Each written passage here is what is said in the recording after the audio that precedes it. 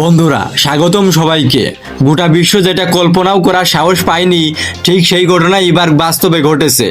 রাশিয়ার সামরিক দপ্তরের দাবি অনুযায়ী মাত্র 2 দিন আগে প্রেসিডেন্ট পুতিনের বাসভবনকে লক্ষ্য করে একযোগে প্রায় 91টি ড্রোন হামলা চালানো হয়।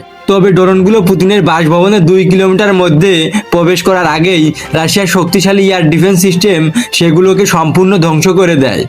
এই ঘটনাকে কেন্দ্র করে আন্তর্জাতিক গণমাধ্যম ব্যাপক আলোড়ন সৃষ্টি হয়েছে।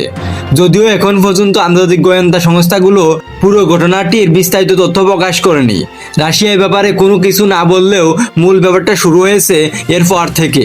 পুতিন কোনো বিষয় চুপচাপ থাকেন না, বিশেষ করে যখন ব্যাপারগুলো তার দেশ নিয়ে ঘটে। তাই এই ঘটনার পর থেকে রাশিয়া এমন প্রস্তুতি নিতে শুরু করেছে যা দেখে পুরো বিশ্ব অবাক। রাশিয়ার উত্তর উপকূল এলাকা সাধারণ কোনো জায়গা নয়।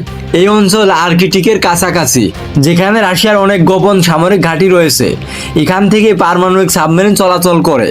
এখানে থাকে গুরুত্বপূর্ণ বিমান ঘাঁটি। সহজ ভাষায় বললে এই অঞ্চল রাশিয়ার জন্য খুবই গুরুত্বপূর্ণ। তাই এখানে যদি বড় কোনো ধরনের সামরিক নড়াচড়া দেখা যায়, তাহলে সেটাকে বিশ্বের কোনো দেশই হালকাভাবে নেয় না। রাশিয়া তাদের অত্যাধুনিক এয়ার ডিফেন্স সিস্টেম S-400 মোতায়েন শুরু করেছে। S-400 হলো রাশিয়ার সবচেয়ে শক্তিশালী আকাশ প্রতিরক্ষা ব্যবস্থা। এর কাজ একটাই, আকাশ দিয়ে কোনো শত্রু বিমান, ড্রোন বা মিসাইল আসে সেটাকে মাঝ আকাশেই ধ্বংস করা। S-400 প্রায় 400 কিলোমিটার দূর থেকেই শত্রুকে শনাক্ত করতে পারে।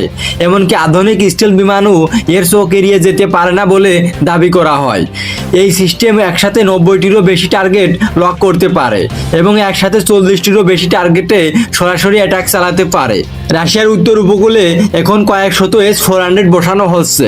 এর থেকেও বড় ব্যাপার হলো রাশিয়ার সামরিক এয়ারফোর্স নাগুরিয়েস্কোয়েতে রাশিয়ার বোমারু বিমান Tu-160কে পরীক্ষামূলকভাবে উড়াতে দেখা গেছে। জানলে অবাক হবেন, Tu-160 হলো বিশ্বের সবচেয়ে বড় সুপারসনিক বোমারু বিমান। সহজ করে বললে এটি এমন একটি বিমান যা পুরো পৃথিবী চক্কর দিয়ে তার মিশন সফলভাবে কমপ্লিট করে আসতে পারে। এই বিমান প্রায় 17 টন পারমাণবিক অস্ত্র বহন করতে পারে। এর গতি 2200 কিলোমিটারও বেশি, আর একবার ফুয়েল লোড দিয়ে হাজার হাজার কিলোমিটার পার দিতে পারে। যখন এই বিমানগুলো ঘাঁটি থেকে বের হয়, তখন শত্রুপক্ষ বুঝে যায় রাশিয়া সিরিয়াস কিছু নিয়ে ভাবছে। সব থেকে অবাক করা ব্যাপার হলো রাশিয়া কয়েক হাজার ড্রোন রেডি করেছে। এগুলো কোনো সাধারণ ড্রোন নয়, এগুলো বিশেষ কামিকাজি ড্রোন, যেগুলো দেখতে ছোট হলেও কাজে খুব অ্যাডভান্স লেভেলের। এই ড্রোনগুলো আকাশে অনেকক্ষণ ঘুরে বেড়াতে পারে। যখন টার্গেট পায় তখন সরাসরি গিয়ে নিজেই অ্যাটাক করে। আশ্চর্যের ব্যাপার হলো রাশিয়া এই ড্রোনগুলো কিনেছিল ইরানের কাছ থেকে, এবং এগুলো এতটাই আধুনিক যে এগুলো 5th জেনারেশনের রাডারকেও ফাঁকি দিতে সক্ষম। কিন্তু কয়েক হাজার ড্রোন বের করার আসল কারণ এখনো সামনে আসেনি।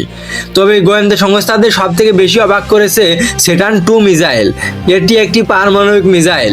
এক কথায় বললে এই মিসাইল এত শক্তিশালী যে একটি মাত্র মিসাইল কয়েকটি শহরকে মাটির সাথে মিশিয়ে দেওয়ার ক্ষমতা রাখে। জানলে অবাক হবেন, এই মিসাইল এমনভাবে তৈরি করা এটা পুরো পৃথিবী ঘুরে আসতে পারে।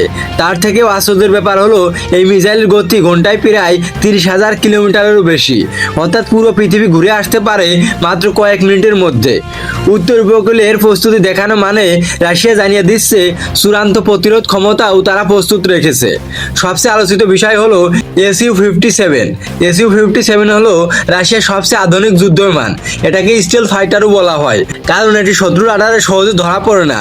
এই বিমান খুব দ্রুত উড়তে পারে এবং কয়েক টন মিসাইল বহন করতে পারে। এই যুদ্ধবিমান এতটাই দক্ষ যে রাশিয়া কেবল অল্প কয়েকটা যুদ্ধবিমান সারা দেশে মোতায়েন রেখেছে। কিন্তু এবার একসাথে 16টি Su-57 বের করা হয়েছে। এর আগে কখনো রাশিয়া এতগুলো Su-57 একসাথে দেখায়নি। এর মানে দাঁড়ায় রাশিয়া হয়তো গোপনে বা প্রকাশ্যে কোনো বড় ধরনের প্রস্তুতি নিচ্ছে। এখন প্রশ্ন হলো, এত কিছু একসাথে কেন?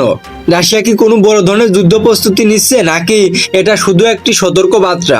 অনেক বিশ্লেষক মনে করেন এটি সরাসরি যুদ্ধের ইঙ্গিত না, বরং এটি তার শত্রু দেশগুলোর উদ্দেশ্যে একটি শক্ত বার্তা, যেন তারা বুঝে যায় রাশিয়াকে চাপ দিলে তার ফলাফল কি হতে পারে।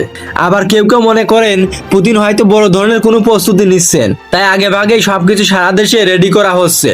পুতিনের নেতৃত্বের একটা বৈশিষ্ট্য হলো তিনি কথা কম বলেন কিন্তু কাজ দিয়ে বার্তা দেন। এটা হয়তো সরাসরি যুদ্ধ নয়, কিন্তু নিশ্চিতভাবেই এটি একটি শক্ত সংকেত। কিন্তু রাশিয়ার উত্তর উপকূলে যে বিশাল সামরিক প্রস্তুতি দেখা যাচ্ছে তার আসল কারণ এখনো পরিষ্কার না। এটা হতে পারে রাশিয়াকে ঘিরে কড়া নিরাপত্তা জোরদার করা, হতে পারে শত্রু দেশগুলোর জন্য সতর্ক বার্তা, আবার হতে পারে ভবিষ্যতের কোনো বড় কিছুর প্রস্তুতি। আর এই কারণেই পুরো বিশ্ব এখন চুপচাপ রাশিয়ার দিকে তাকিয়ে আছে, অপেক্ষা করছে পরবর্তী শান্তিপূর্ণ পদক্ষেপের।